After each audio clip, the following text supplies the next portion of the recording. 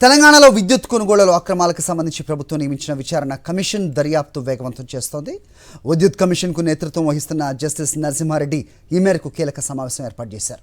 మాజీ CMD Prabhakar Rao, IAS Arvind కుమార్లను విచారణకు పిలిచారు.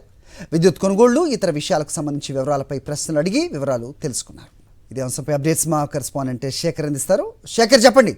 సో విద్యుత్ కొనుగోళ్లలో అక్రమాలకు సంబంధించి విచారణ కమిషన్ దర్యాప్తు గురించి ఏంటి మీ దగ్గర ఉన్న ఇన్పుట్స్?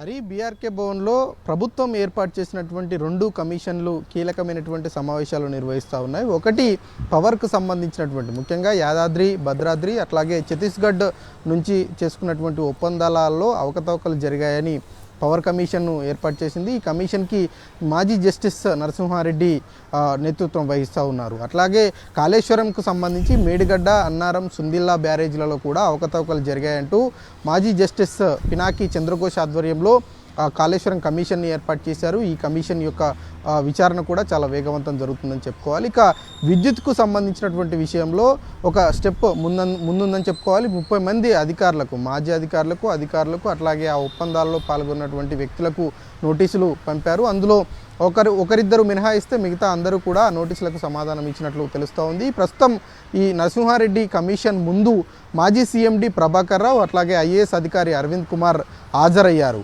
ఛత్తీస్గఢ్ ఒప్పందాలకు సంబంధించినటువంటి విషయం మీద వివరణ ఇచ్చేటువంటి అవకాశాలు అయితే ఉన్నాయి. నోటీసులకు వీళ్ళిద్దరూ కూడా స్పందించలేదు అన్నటువంటి అంశం కొంత చర్చ అయితే జరుగుతున్నటువంటి పరిస్థితులు ఉన్నాయి. ఇక విద్యుత్తుకు సంబంధించినటువంటి విషయంలో మాజీ సీఎండీ ప్రభాకర్ రావు గత ప్రభుత్వంలో కీలకంగా వ్యవహరించారు. కొనుగోళ్లకు సంబంధించినటువంటి విషయంలో, అట్లాగే కొత్తగా ప్లాంట్లు ఏర్పాటు చేసినటువంటి అంశాల మీద అన్నిటి మీద కూడా ఆయన కీలకంగా వ్యవహరించారు. కాబట్టి ఆయన నుంచి కమిషన్ కీలకమైనటువంటి ఆధారాలను సేకరించేటువంటి అవకాశాలు అయితే కనిపిస్తూ ఉన్నాయి. అదేవిధంగా అరవింద్ కుమార్ కూడా అప్పటి ప్రభుత్వంలో ఆయన ప్రిన్సిపల్ సెక్రటరీగా విద్యుత్ శాఖకి వ్యవహరించినటువంటి నేపథ్యంలో ఆయన ఉన్నటువంటి ఆ సందర్భంలో ఏం జరిగింది, ఎలాంటి ఒప్పందాలు జరిగాయి, ఒప్పందాలు అలా జరగడానికి కారణాలు ఏంటి అన్నటువంటి విషయాల మీద కూడా కొంత వివరణ తీసుకునేటువంటి అవకాశాలు అయితే కనిపిస్తున్నాయని చెప్పుకోవాలి. మరోవైపు కాళేశ్వరానికి సంబంధించినటువంటి విషయం మీద పినాకి చంద్రఘోష్ ఇప్పటికే ఫీల్డ్ విజిట్ చేశారు.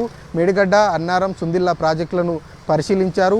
అదేవిధంగా కొంతమంది కీలకమైనటువంటి అధికారులతో ఆయన మాట్లాడినటువంటి పరిస్థితులు ఉన్నాయి. ఇక ఈ వారం రోజుల్లో నోటీసులు ఇచ్చేటువంటి అవకాశం కూడా కనిపిస్తూ ఉంది. ఇప్పటికే మాజీ ఈఎన్సీ మురళీధర్ రావు పినాకి చంద్రఘోష్ కమిషన్ ముందు హాజరయ్యారు.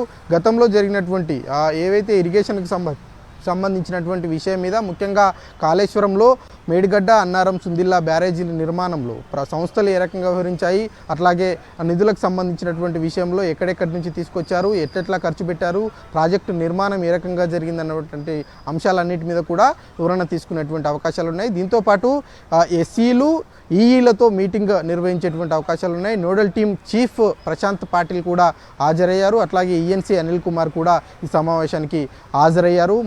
మరికొద్ది సేపట్లోనే ఈఈలు, ఎస్సీలతోటి మొదటగా మీటింగ్ ఉండేటువంటి అవకాశాలు ఉన్నాయి. దాని తర్వాత మురళీధర్ రావుకు సంబంధించినటువంటి విషయం మీద కూడా ఈరోజు కొంత క్లారిటీ వచ్చేటువంటి అవకాశాలు ఉన్నాయి. ఓవరాల్గా చూసుకుంటే ప్రభుత్వం ఏర్పాటు చేసినటువంటి 2 కమిషన్లు కూడా అవకతవకలకు సంబంధించినటువంటి విషయం మీద విచారణ వేగవంతం చేశాయి. ఈ మంత్ ఎండింగ్ లోపు 2 కమిషన్ల యొక్క నివేదిక ఇవ్వాలని ప్రభుత్వం విజ్ఞప్తి చేసినప్పటికీ ఆ మేరకు నివేదికలు వస్తాయా లేదా అన్నది చూడాల్సి ఉంటుంది. హరి. ఓకే శేఖర్.